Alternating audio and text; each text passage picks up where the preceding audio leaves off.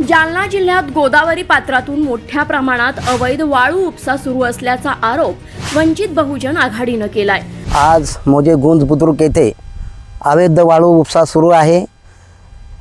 या वाळू उपशाने जेणेकरून गंगा काठेच्या कडीला असणाऱ्या शेतकऱ्याच्या शेतामध्ये अवैध वाळू उपसा करून हे लोक कोट्यावधी रुपयाची मालमत्ता जमा करतायत आणि खेड्यापाड्यामध्ये यांनी रस्तेसुद्धा नीट ठेवले नाही। यांच्या नियमाप्रमाणे हे काही वाळू उपसित नाहीत। आता सध्या JCP पोकलेननं वाळू सुरू आहे।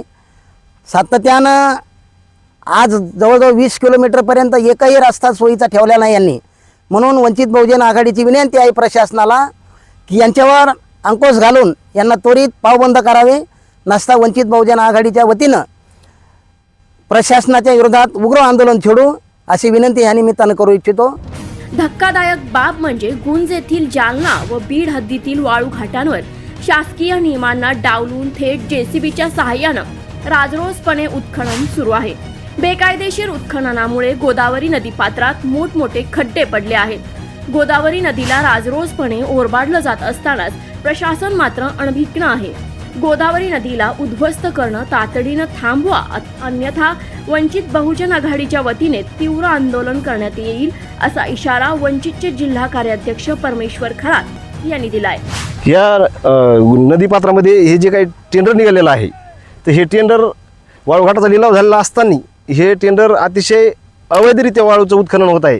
कारण इथं कसल्याही प्रकारचं JCPच्या सहाय्यानं टेंडरमध्ये कसल्याही प्रकारचा उल्लेख नसतोय की बाबा JCPच्या सहाय्याने इथं खऱ्या अर्थाने माणसानी वाळू भरायची असती आणि माणसानी वाळू भरून ती हे करायची असती, म्हणजे त्याची उत्खनन करून वाहतूक करायची असती। आणि गाड्यावर हे कसल्याही प्रकारचं गाडी भरल्याच्या नंतर कसल्याही प्रकारचं ताडपत्री वगैरे काय टाकीत नाहीत आणि जास्तीत जास्त JCPच्या सहाय्याने यंत्रणेच्या सहाय्याने उत्खनन केल्यामुळं इथल्या जे काही दोन्ही गावचे जे काही गाव असतील गुंज आणि काळेगाव हिवरा असन तर याचा भविष्यात इथल्या लोकायला ह्या जास्तीचं उत्खनन केल्यामुळं इथल्या लोकायला याचा परिणाम पाण्याचा असन हे जाणवणार आहे।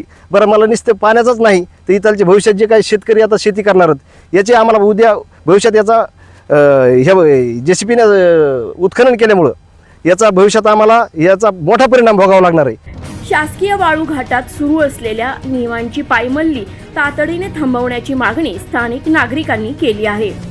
वाळू वाहतूक करणाऱ्या अवजड वाहनांमुळे परिसरातील रस्त्यांची चाळण झाली आहे।